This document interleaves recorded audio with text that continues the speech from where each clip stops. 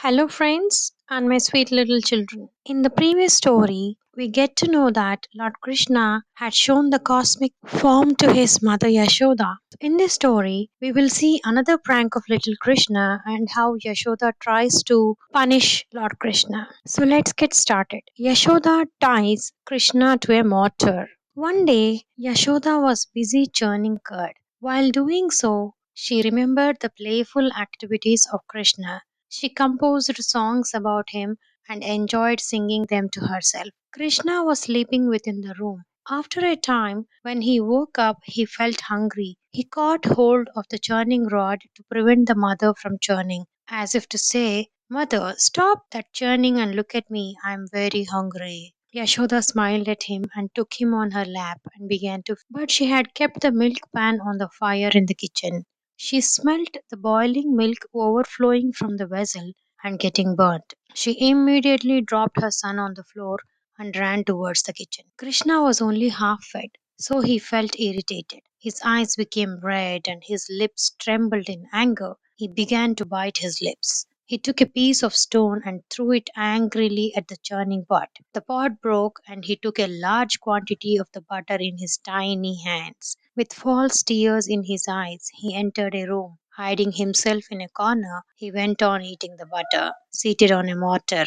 Yashoda returned after a while, only to find the broken pot with the curds flowing all over the place. Krishna, however, was not to be seen anywhere near. She had no doubt that the breaking of the pot was the work of her son. She slowly followed his butter smeared footprints.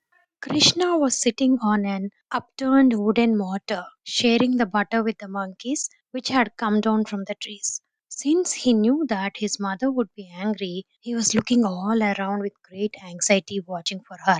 Yashoda, with a little stick in her hand, cautiously approached him from behind. Catching sight of her, Krishna quickly got down from the mortar and began to run as if very much afraid. Yashoda too followed to catch hold of him. Still, with the stick in her hand, cautiously approached him from behind. Catching sight of her, Krishna quickly got down from the mortar and began to run as if very much afraid. Yashoda too followed to catch hold of him, still with the stick in her hand.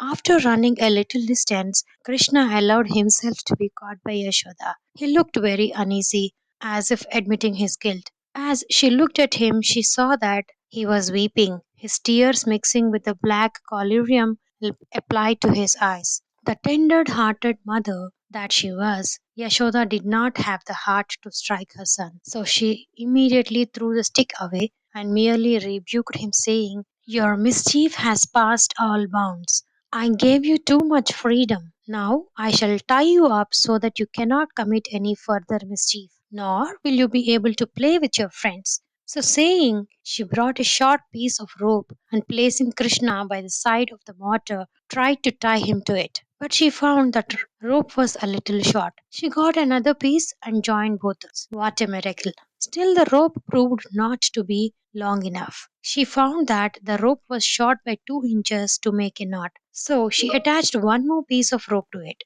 But even this was short by the same 2 inches. Frustrated, she went on joining more and more lengths of rope, but all in vain. The shortage of 2 inches remained constant. Yashoda has used up all the ropes in her house, and yet the tying of Krishna was not complete. The gopis, who were standing all around and watching this fantastic rope trick, began to laugh at Yashoda's discomfiture. What could poor Yashoda do but join in their laughter? When Krishna saw his mother perspiring and tired, he allowed himself to be tied up out of compassion for her. Then Yashoda, leaving Krishna tied up there, went inside to resume her household duties. This is how naughty Krishna allowed himself to be caught by his mother and tied to a mortar. In the next story, we will listen how did Krishna escape from the mortar. Stay tuned. Om Sri Krishna Parabrahmanyai Namaha. Om Sri Krishna Parabrahmanyai Namaha. Om Sri Krishna Parabrahmanyai Namaha.